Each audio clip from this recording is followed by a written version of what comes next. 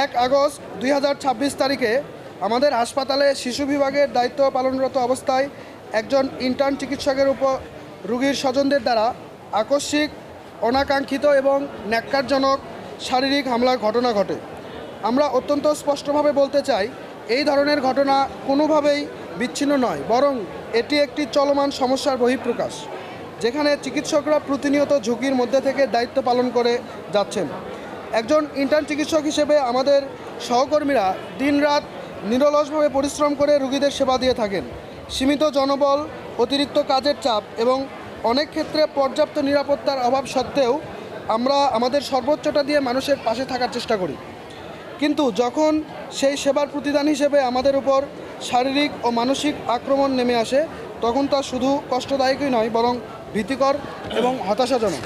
এই ঘটনার পরপরই আমরা যথাযথভাবে দায়িত্বশীলতার সাথে হাসপাতাল প্রশাসন, স্থানীয় প্রশাসন এবং আইন শৃঙ্খলা বাহিনীকে অবহিত করি। আমরা তাৎক্ষণিক সমাধানের জন্য কিছু বাস্তবসম্মত, প্রয়োজনীয় এবং যৌক্তিক দাবি উত্থাপন করি। আমরা একাধিকবার প্রশাসনের সাথে আলোচনায় বসেছি, সময় দিয়েছি, সমাধানের সুযোগ দিয়েছি, কিন্তু দুঃখজনকভাবে আমাদের ধৈর্যের যথাযথ মূল্যায়ন করা হয়নি।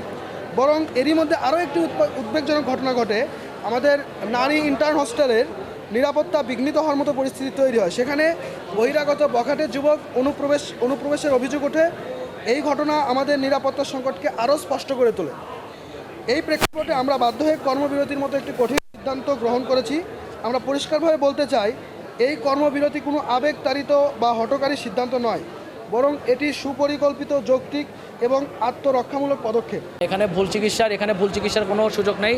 প্রতিটা রোগের চিকিৎসা একটি গাইডলাইন মেনে বা প্রোটোকল মেনে হয়। আমরা ওই প্রোটোকলের আওতায় চিকিৎসা করছি। এখন আমরা আজকে যে এখানে দাঁড়াইছি, আমাদের এখানে দাঁড়ানোর কারণ হচ্ছে ইন্টার্ন চিকিৎসক শারীরিকভাবে লাঞ্ছিত হয়েছে, প্লাস আমাদের ক্যাম্পাসের নিরাপত্তা। আমরা এই ইস্যুতে দাঁড়াইছি। এখানে ইন্টার্ন চিকিৎসক আছে, সাথে আমাদের সাধারণ ছাত্রছাত্রী আছে। এখানে আমাদের ভুল চিকিৎসার সাথে কোনো কিছু সম্পর্কিত নেই।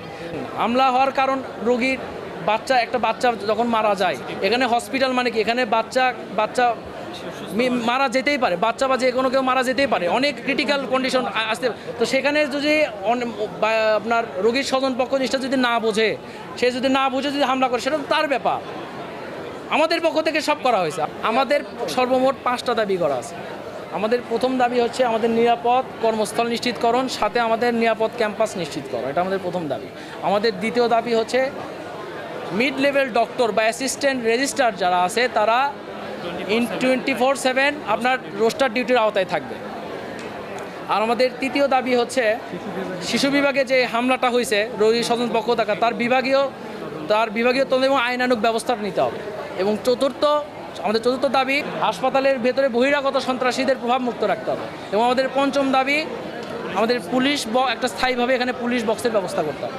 আমাদের ডিরেক্টরকে, আমাদের প্রশাসনকে আলটিমেটাম দেওয়া ছিল, আমাদের উপরোক্ত যে 4টি দাবি, পুলিশ বক্সের দাবিটি বা উপরোক্ত যে 4টি দাবি শনিবারের মধ্যে বাস্তবায়ন করে, তাহলে আমরা সেই ক্ষেত্রে একটা নেগোসিয়েশনে আমরা সমঝোতায় পৌঁছাবো। কিন্তু তাদের সাথে গতকাল আমাদের 3 ঘন্টা 3.5 ঘন্টা দীর্ঘক্ষণ মিটিং হচ্ছে। সেই মিটিংয়ে আমরা কোনো সুরা বা সমঝোতা পাই নাই।